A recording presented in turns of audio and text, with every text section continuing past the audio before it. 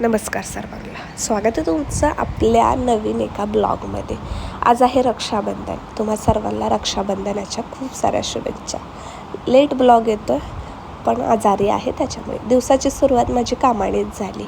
हे सगळेजण बसले होते, रोजचंच आहे कारण माझ्याकडे सगळे रोज येतात. मला खूप आवडतं. माझं दिवसाची सुरुवात कामानेच झाली कारण माझ्या घरी आज सगळेजण येणार होते. बाबूचं रक्षाबंधन ही सकाळीच झालं.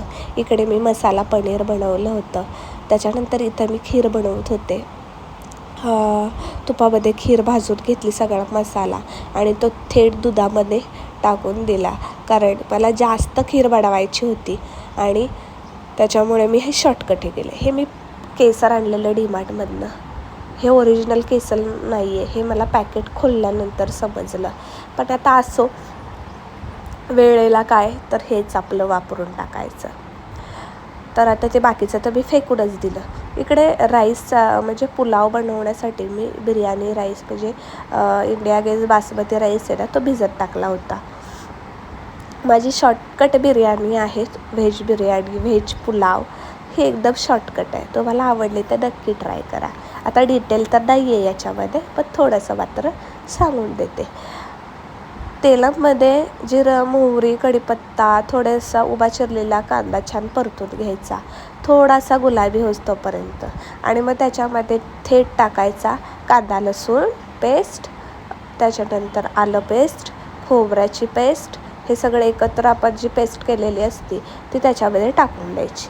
तेही परतून घ्यायचं. त्याच्यामध्ये टाकायचा मसाला. दुसरा मसाला म्हणजे हळद, मीठ, लसूण, म्हणजे हळद, मीठ, कांदा लसूण मसाला आणि थोडासा गरम मसाला, खडे मसाले आणि वेलची टाकायला अजिबात विसरू नका. आणि तुम्हाला आवडत असेल तर काजू पण टाकू शकता. काजूची पेस्ट नाही, काजू टाकायची. बघा, असं स्ट्रक्चर झालं की तुम्ही म्हणायचं, निश्चिंत होऊन जायचं की आपलं जेवण एकदम स्वादिष्ट झालं. याच्यामध्ये लगेच ढकलून द्यायचा तांदूळ जो भिजत टाकलेला आहे. भिजत ठेवायला अजिबात विसरायचं नाही कारण भिजत ठेवल्याने तांदूळ जो आहे तो छान फुगतो. मग तुमचा कसाही तांदूळ असू द्यात, आणि भात एकदम सुटसुटीत होतो. ओके, त्याच्यामध्ये थोडंसं पाणी टाकायचं, जरा खालीवर करून घ्यायचा म्हणजे सगळं मिक्स होऊन जातं. ओके, मग लगेच शिट्टी मारायला झाकण लावून टाकायचं. आता माझ्याकडे 3 शिट्ट्यात होतं. तुमचा कुकर किती शिट्ट्यात होतं ते तुम्हाला माहिती, त्यानुसार शिट्ट्या करायच्या.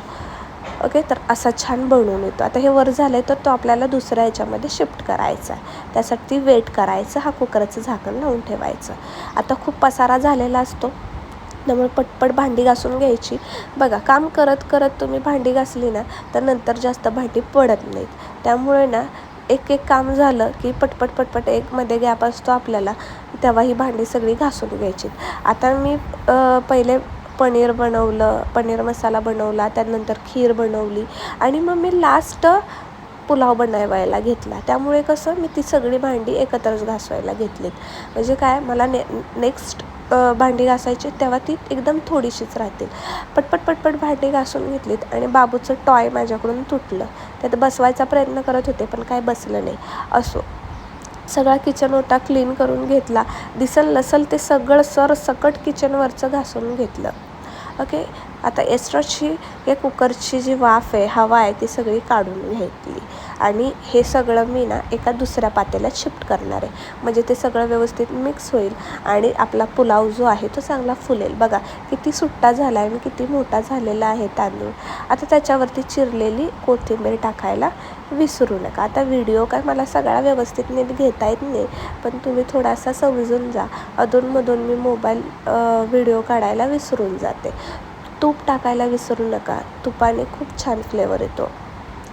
त्यानंतर जर तुम्हाला कलर टाकायचा असेल ना तर तुम्ही कलरही टाकू शकता कारण अजून छान दिसेल, म्हणजे दिसायला छान दिसेल. चवीला काय चांगली होणारच हो. आपण मन लावून जेवण बनवतो म्हटल्यावरती प्रत्येक गोष्ट चांगलीच बनते आणि प्रत्येकाच्या मनात भीतीच असते की आपण एवढं जास्त जणांचं जेवण बनवतोय, चांगलं होईल का. तुमच्या मनात जी भीती असते तीच माझ्याही मनात असते.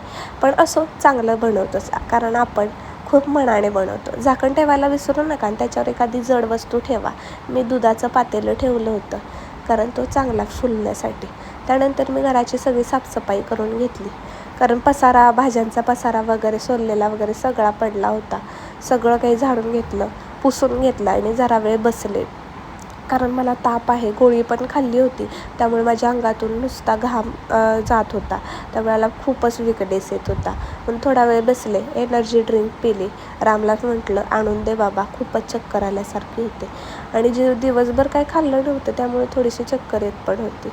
त्यानंतर म्हटलं 7 वाजून गेल्या होत्या. मग म्हटलं चला आपण तयारी करायला घेऊयात. मग इकडे माझी तयारी चालू झाली.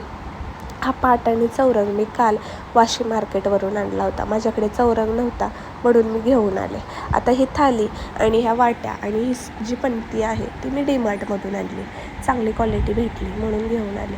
आता कॅमेरा परत विसरले होते, पण असो लक्षात आलं मग लावून घेतलं. आता हे पणतीचं काही कळतच नव्हतं, मग आपलं काय देशी जुगाड करून घेतला. इथं ताट वगैरे करून घेतलं व्यवस्थित. त्यात सगळं काही तांदूळ, कुंकू, तेल वगैरे सगळं वात वगैरे लावून ठेवली. आणि तेलपट बॉटल संपली आणि ती पण लगेच कचऱ्याच्या डब्यात टाकून दिली. मग म्हटलं रांगोळी पण काढायची, तर म्हटलं फुलांचीच रांगोळी काढूया. इथं मी राख्या ठेवायचं ताट सजवून घेतलं. त्यानंतर खाली छोटीशी एक रांगोळी काढली. चौरंग पण नीट छान सजवून घेतला. कसा वाटतोय कमेंट करून नक्की सांगा. ओके, आता गॅलरी माझे कपडे आहेत ते आता तेवढे बघून घ्या, कारण काय समजून घ्या असं म्हणते, बघून नाही समजून घ्या. एंट्रन्समध्ये पण रांगोळी काढली. बाजूची माझ्याशी बोलत होते, त्यांच्याशी बोलत मी बाहेरची रांगोळी काढायला घेतली. फुलांचीच रांगोळी काढली, जास्त काही केलं नाही. पण चला म्हटलं काहीत ना काहीतरी आपल्याला स्पेशल करायचं आहे, तर म्हटलं हेही करून घ्या. तुम्हाला कसा वाटतो व्हिडिओ कमेंट करून नक्की सांगा. हा पार्ट 1 आहे. पार्ट 2 मी लवकरच टाकेन. तब्येत थोडीशी वीक आहे, त्याच्यामुळे मला सगळं काही लवकर करता येत नाही. थोडंसं समजून घ्या. ओके, मग फुलांची रांगोळी एंट्रन्सची पण झाली की मी तुम्हाला माझा हॉलचा व्ह्यू तुम्हाला दाखवून देते. कारण हा आहे माझा संपूर्ण हॉलचा, हा आहे एंट्रन्स. ओके, माझ्या हॉलमध्ये जास्त काही सामान नाही. 2 कपाट आहेत, ती पण मी आत्ता आणलेली आहेत. इथं तोरण हे फुलाचं हे माझ्या डेलीच असतं. त्याच्यानंतर इकडे देव्हारा आहे, तो देव्हारा मी आत्ता शिफ्ट केलेला आहे तिकडे. इकडे मी चौरंग वगैरे ठेवलेला आहे. आणि इकडेही तुम्ही व्हिडिओमध्ये बघितलंच आहे, गॅलरीतले कपडे परत एकदा सांगते, स्किप करा हा. आणि हे स्टिकर वगैरे असे ऑनलाईन मागवून काही ना काही करते. टी व्हीच्या खाली जो फोटो आहे तो बरेच जण विचारतात. टी व्हीच्या खाली जो फोटो आहे तो आहे आमच्या आईचा, माझ्या सासूबाईंचा. त्या या जगात नाही आहेत, त्यांचा फोटो आम्ही तिथे लावलेला आहे.